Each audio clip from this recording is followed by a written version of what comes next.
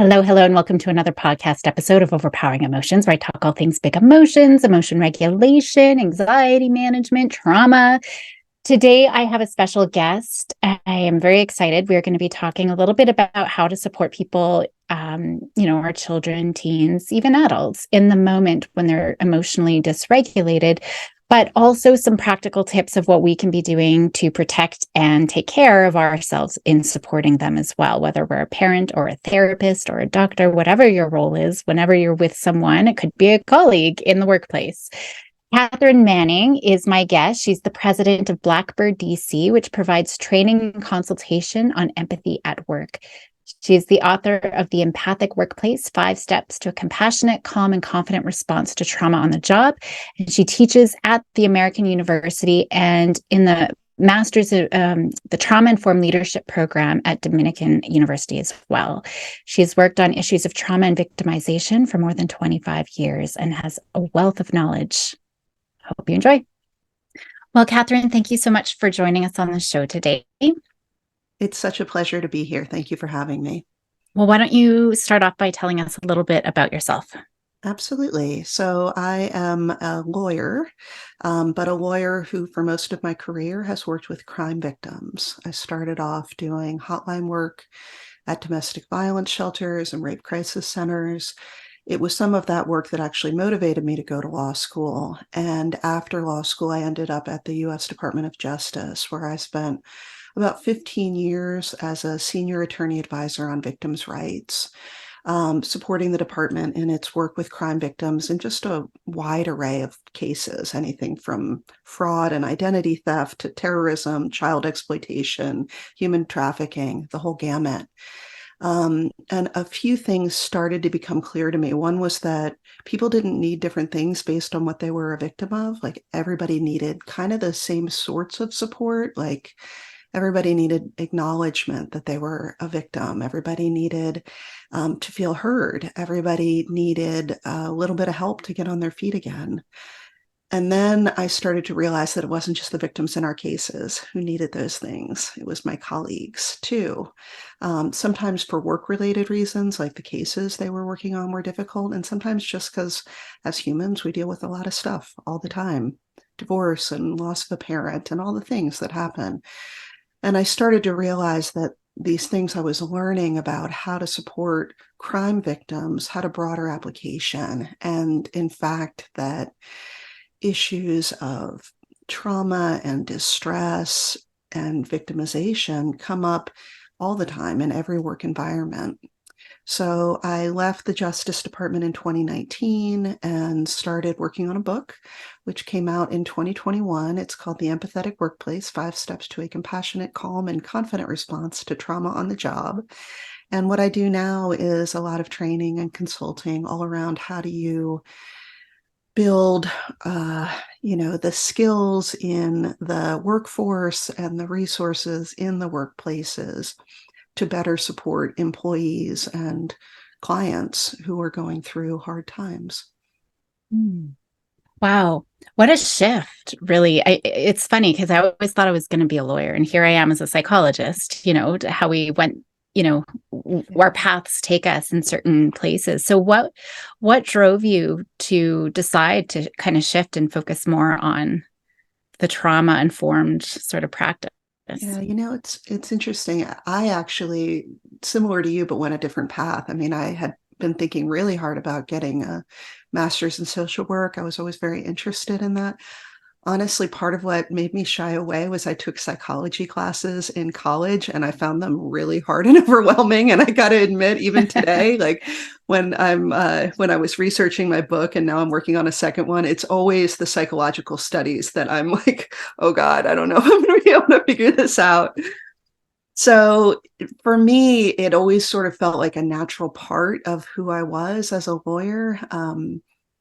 The reason I ultimately decided I wanted to go to law school was due to a hotline call I had at one point. And I'd be happy to share the story of that. It does involve child abuse. So if you are comfortable with that, I could share that story. Sure. Yeah. So this was a call I took. It was my first year on the hotline. So I was a first year in college. and had been on the hotline for a few months. This was at a local domestic violence shelter in the town where I went to school. And hotline calls are generally anonymous. You don't know who you're talking to, but there was one woman who called fairly regularly. And so I'd started to get to know her a little bit. We'll call her Anne. So I spoke with her as she was leaving her husband, who was the abuser, moving into her own apartment for the first time, getting a job for the first time, working her way through the legal system and getting the divorce and getting custody of their daughter and fighting against visitation, which she ultimately lost because the court's reasoning then, as it is now, is just because you are an abusive husband doesn't mean you're a bad father. And so she lost on that. But I kind of stayed in touch with her over the months. And then there was a day when the hotline rang and I answered it. And it was just a scream on the other end, just screaming. And it went on and on and on. And eventually I figured out that this was Anne. And what she was able to get out was that she had just left the pediatrician's office, where she found out that the bruising and lacerations on her daughter were the result of abuse by the father during court-ordered visitation. And I was the first person she spoke to. And I was 19. I was not a Wow. lawyer then. I was not a doctor. Like, I had very little skill in how to support her. I had my excellent training from the center, but not much beyond that. And I feel like in some ways that was a really good thing, because what it meant was all I could do was listen, which is really what Yeah. she needed the most in that moment. Yeah. And I know, because she kind of continued contacting the hotline, I know that she got off of that call and went on and was incredible, fierce warrior mama bear for her daughter. And I know that that little girl is fine today because of all that her mom did for her. But one of the things I was left with was this profound sadness at the legal system that had let her and especially this little girl down in such a frustrating way. And I saw again and again the ways that people were, the people who were most in need seemed to be the ones who were most vulnerable in the legal system. And that's really what pushed me to want to go to law school. So law school was always about this idea of giving a voice to the powerless and the vulnerable, trying to find ways to help people heal, get what Mhm. they needed to be able to go on through devastating situations and circumstances. So when I was at the Justice Department and had been doing this work for so many years, I guess, a few things probably motivated me. One was a couple of conversations where it just became clear that my training and background in working with people who had been crime victims were so relevant in other contexts. Like, a lot of people seem to need that kind of support. And then part of it was honestly Me Too. When Me Too happened in 2018, it just opened up my awareness to how much these issues were playing out all over the place, all in a lot of different contexts, higher ed and corporate and government and the film industry, the entertainment, sports, all over the world. And I thought, this background I've had in helping organizations figure out how to support people who are struggling while still meeting their mission mandate, that maybe that would be relevant in other contexts as well. So that's why I Wow. made the switch. Wow. Yeah. Powerful story.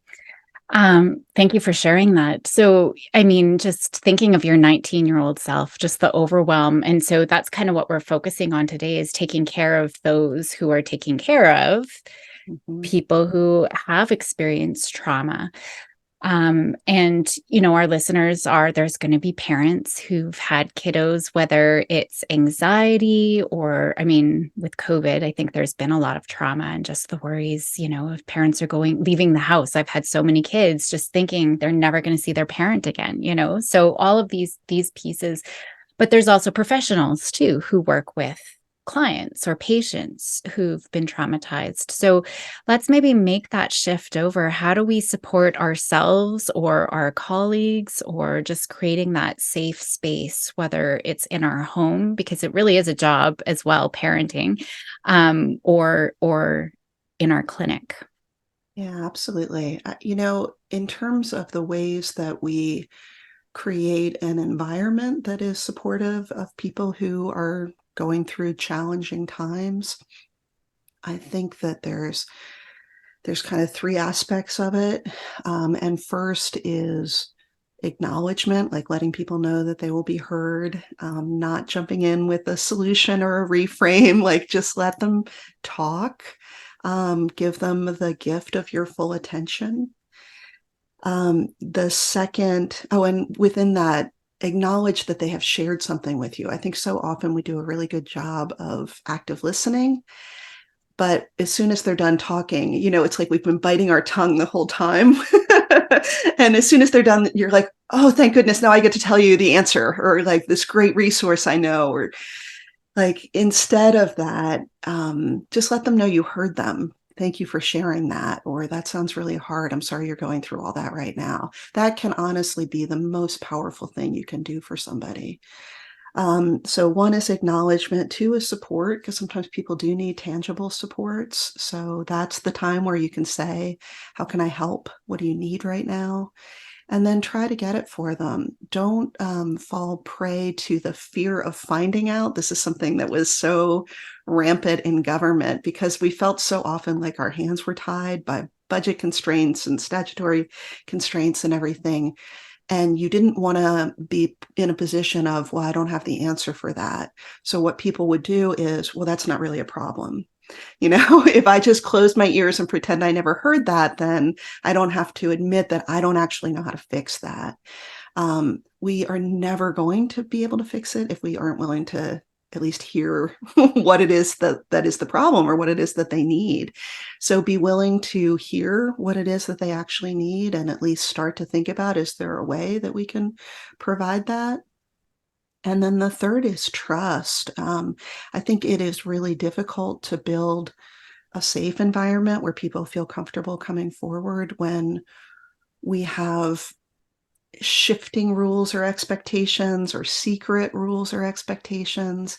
We have to be transparent about what we expect, what the rules are, and also we have to apply them evenly. It can't be one set of rules for everybody and then one person gets a different rule, right? Like we have to be willing to create trust by being consistent in our application of the rules as well. Mhm. All things that I'm always coaching, parents, or especially just the listening and creating that space, because I think we do have that need. And especially when we see someone in distress, I mean, our hormones kick in to be able to offer support, and we want to make them feel better, right? But the best thing that we can do is create that space. The one piece that's interesting is, asking people what they need. I find sometimes, especially for children, they might not know. Others might think that, I don't want to have to tell you. And I see this a lot, unfortunately. Women are bad for this, I think, sometimes, where it's just, I just want you to help me and give me support. What do you think I need? Rather than being able to actually voice that. I don't know if you've ever come across challenges with that when they really aren't able to or won't articulate what it is that they need. Absolutely. And I think it is sometimes necessary to suggest things. I try to do it with a truly open, it's not, I think you need to go to therapy. It's, have you considered that? Do you think that might be helpful to you? Um, and, I spoke with a woman once who had this beautiful way of framing it. She said, she was somebody who had worked with women who were being released from prison, and she was their caseworker. And so she would sit down with them when they were newly released, and they would come up with a plan and goal set and do all of the, here's all the pieces we need to have in place to meet these goals. And she would get very invested in them meeting their goals, which were things like find a job, get my kids back, stay off drugs, all of those things. And often they wouldn't, right? That often they would not meet those goals that they had set. And she said she realized that she had to offer the support and let go of the outcome. We don't know what is the right path for them. So we can put some tools in front of them on the table, and whether they pick those up and use them, or how they use them, or when they use them, is kind of up to them.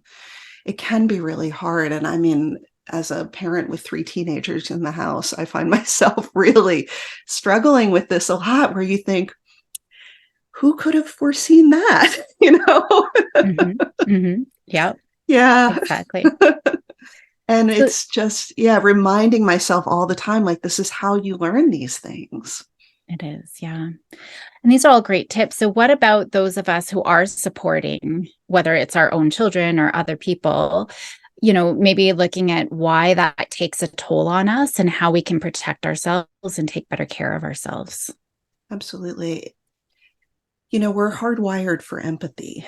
It Mm-hmm. is just part of our humanity that we feel the feelings of the people that we're interacting with, or even just observing. And it's more so the closer we are to the person. So for sure, with our own kids, people we care about deeply, we are like sponges soaking up their emotions. So it is not that there's something wrong with you if you feel exhausted when you are interacting with somebody who is highly elevated or dysregulated. Of course, it's going to take a toll on you. You're absorbing those emotions. So my advice on this is hard one. This is something that I have struggled with a lot over the years. So one is, have some tools to protect yourself in the moment. Um, I'll share just a couple of them. So one is always take a deep breath. And I don't know if you guys talk about breathing at all, but one of my favorite breathing techniques is 4-7-8 breathing. Do you know what that is? I do, Yeah. yeah. So inhale 4, hold 7, exhale 8. I do that multiple times a day. Another one is name your feeling. Just check in with yourself. How am I feeling right now? Put a label on it. And the third is engage one of your 5 senses. So just notice the smell of coffee from the next room, or put your hand on the desk in front of you and notice if it feels smooth or rough. Like, just give yourself a little grounding in the present moment. And then also take a break. Be willing to walk away when you need to. Um, it is 99.99% of the time completely fine to take a break, and you will be better able to stay present for the person who needs you if you do that. I do have one more story I want to share. This is something I heard a woman share this story. She is a Native American elder who does a lot of work on environmental justice. And I saw her at an event, and somebody asked her, like, well, how do you deal with, sometimes people are going to be really angry about some of the things that you're pushing for, and how do you handle that? And she said, when you are fighting for justice, you will for sure encounter anger. And I would add any kind of large emotion, despair, lots of emotions can come at us. And she said, so when that happens, you need to stand strong like a warrior, but grow a tail down to the ground. And she said, when that anger comes at you, you just let it flow right through you and down to the ground. You give it to Mother Earth, because she's the only one who can take crap and turn it into flowers. Oh, I love that. I do too. I just love that visual of just like, let it flow right back down to the ground, and you don't have to hold on to it. And the humor that comes with it too. Absolutely. That's Absolutely. great. That's great. So, I mean, a lot of the things, just, I mean, labeling it. Mr. Rogers said, if it's mentionable, it's manageable, right? If we name it, we tame it. So, some of those emotion literacy skills that we would give our dysregulated children to work on. So, we're modeling these things as well, which is great. Wonderful. Yeah, these are all really good tips, I think, and just good reminders too. I think we all hear about, just grounding down. And I don't often give breathing just in the moment. I find we're never learning to regulate, but that's not necessarily our goal here, right? When we're working with children or adults even who are dysregulated, the goal is for them to be able to learn to cope and manage. And we are doing that a little bit, but it's keeping ourselves regulated so that we can co-regulate with them, as things are escalating. And so in that sense, then anything that we can do to ground ourselves literally with those visuals and feel that, but even just, by coming into our senses, I often talk about dropping into the body, but it's keeping our prefrontal cortex online so that we can stay regulated. And we do that by remaining mindful. And so those activities are all helpful in just keeping us here in the present moment. So we're not spiraling away with whatever emotions coming up. So Absolutely. Back years ago when I used to be a volunteer at a rape crisis center, we would get phone calls sometimes in the middle of the night from somebody who was in the middle of a flashback. And they would call, and what you would hear them saying is, he's in the apartment. I can hear him coming toward me. And you're on the hotline and you're thinking, is this happening right now? Or is this person remembering, and viscerally feeling that? And what we would say is, can you put your hand on the nightstand real quick? Just touch it. And that alone was enough to kind of bring them, where am I? Oh, I'm in my apartment right now. What do I hear? Oh, I don't hear something. So it's something that has been a tool for me for a very long time, and I've found it pretty helpful. Another thing that I do, I tend to, when I start to feel myself getting a little elevated, absorbing the energy, that fight, flight, freeze kind of response, I try to come up with an invisible way of releasing that. And so if we're on a Zoom or something, I will clench my fists and release them. I love those like thinking putty or those kinds of therapy dough things, I think are really helpful. I also sometimes will flex and release my calves, just something that is pretty invisible, but is a way to release some of that excess energy. clenching your butt cheeks is the best one to do just because it's our big muscles, right? And there's so Yeah. much, everything is going to our big muscles when we're feeling. So I'm always saying clench your butt cheeks because that's going to help use up a lot of that energy. So Doesn't that's it a good make you way. sit up though? Doesn't it noticeable? Oh, well, oh yeah, maybe I guess. There, I'm doing it now. There's probably very, Okay, good. if I I'll do have to it like practice. fast, but if you do it slow and yeah, I think you could do it. But you're right, because the best is actually to shake, right? Like Yeah. if you could shake, that's definitely the best to physically just shake out. Shaking is Yeah. after we've had a close call, we'll shake after, right? If you've been almost in a Mhm. car accident and afterwards you're shaking, that's our nervous system's way of calming down. But it is tricky, yes, if you're in the middle of a Zoom call or with someone to do that in the middle, unless you're doing it together. So Yeah, exactly. Maybe that's the key, is just to name it and model it like you were talking about earlier. Just, you know what? I'm feeling a little bit of tension right now. Let's just take a second and breathe and shake it out.